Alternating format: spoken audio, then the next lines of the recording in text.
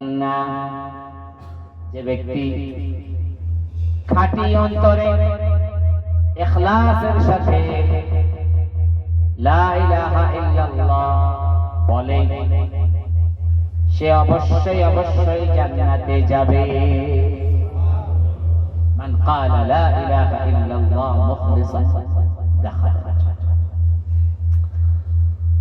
সাহাবায়ে কেরাম জিজ্ঞাসা করলেন, ওয়া মা ইখলাসুহা ইয়া রাসূলুল্লাহ,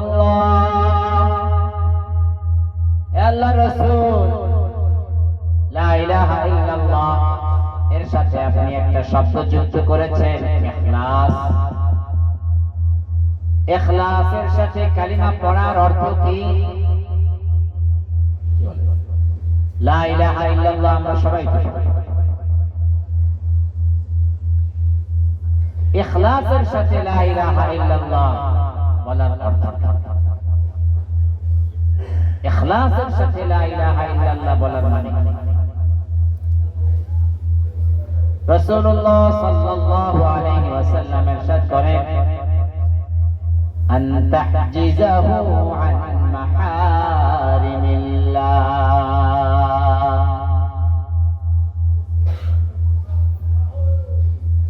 লা ইলাহা ইল্লাল্লাহ বলা তো বড় সহজ, লা ইলাহা ইল্লাল্লাহ জবানে বলা বড় সহজ, কিন্তু আল্লাহর রাসূল সাল্লাল্লাহু আলাইহি ওয়াসাল্লাম ইরশাদ করলেন, ইখলাসের সাথে লা ইলাহা ইল্লাল্লাহ যে বলবে সে জান্নাতে যাবে। বলে ইখলাস কি জিনিস? ইখলাস কি জিনিস? ইখলাসের সাথে লা ইলাহা ইল্লাল্লাহ বলার কি অর্থ?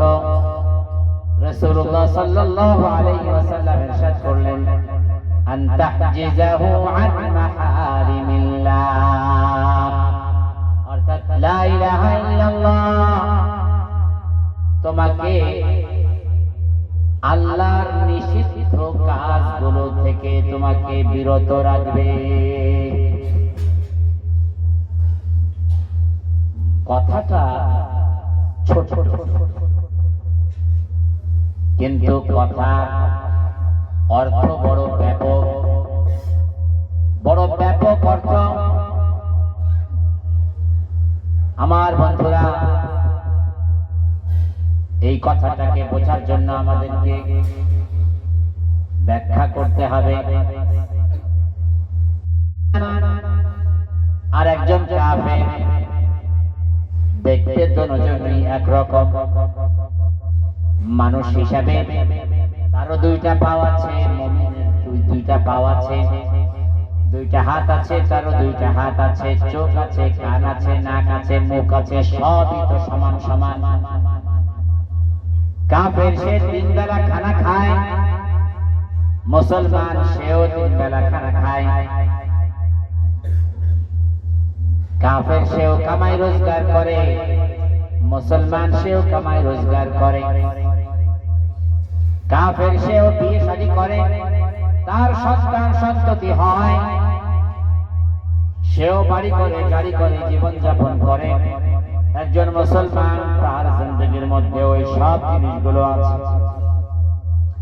একজন কাফের সেও অসুস্থ হয়, অসুস্থ হলে সে ডাক্তারের কাছে যায়, চিকিৎসা গ্রহণ করে।